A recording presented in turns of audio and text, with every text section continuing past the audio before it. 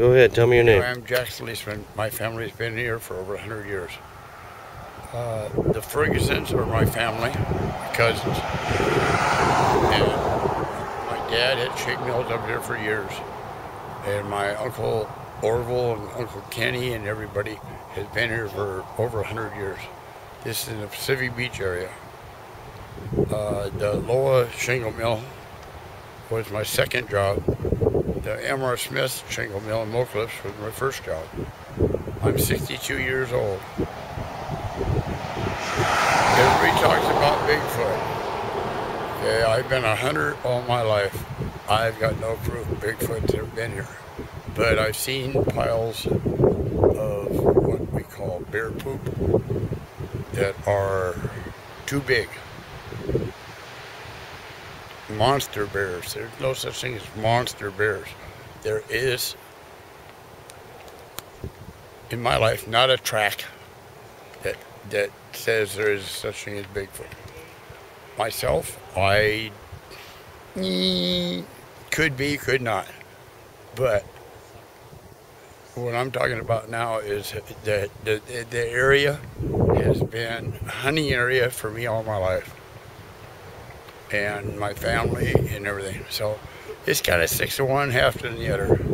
What have been the most stories around here? I mean, has some people say they've seen it? And have you talked to those people? Do you know if they're full of it? Do you know if they're credible?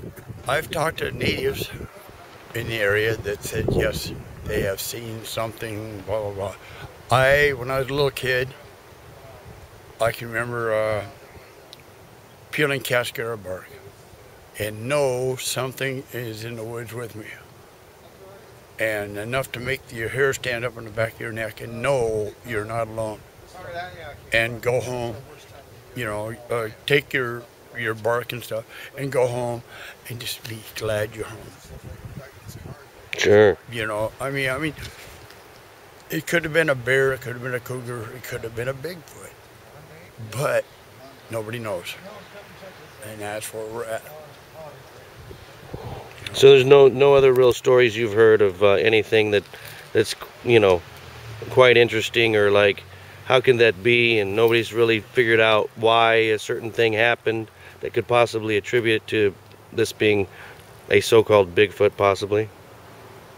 I know where there's trees that have been like bear scratching on trees that are like 10 feet high. That's a big bear. There's no such thing as a black bear that big. But I've seen on Stearnsville Corner, which is like from here 2 miles away, or mile and a half away, that Dad showed me scrapings on a tree. My dad was 6'4" and higher than he could reach. There were scrapings on trees. Now, you know, my dad's dead and gone. He died in '99. But I can remember him showing me down here in Stearnsville Corner, which is only a mile right down this road, right where we were looking probably, that the bark was off the trees like 10 feet high. 10 feet as high as a basketball hoop. There's no black bear in the world that big. And there's no grizzlies up here or anything like that? No. And this is, you know, beyond belief. I mean, to take a tree that is 3 foot high and peel the bark off one side of it 10 feet high is a pretty big animal. But I've never seen a track. I've never seen I've never heard any noises or nothing like that. But, you know, 6 to 1, half to the other. What do you believe? What do I believe?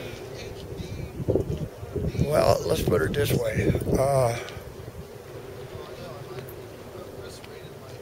I would say anything's possible. You know. So you think it might not be a fluke? There could be something. Oh, absolutely, absolutely. But they got to leave a track. Mm-hmm. You know, it's like a man walking in snowshoes and it snows tonight, and the snowshoe tracks are gone. But when they poop on the ground, and you get a poop as big as a cantaloupe, round, That's not a bear. You know, if something can reach 10 feet high to take the bark off a tree, it's not a bear. But they don't leave tracks. I have no idea how they do it. If it is what you call like a abominable snowman or a Sasquatch or whatever, I mean, there's a Loch Ness monster they've never seen, never, you know, I mean, there's so many, you know, people say ghosts. All this thing on TV about ghost stories and stuff. Hello, you know. I don't know. I don't know. All right. Thank you so much.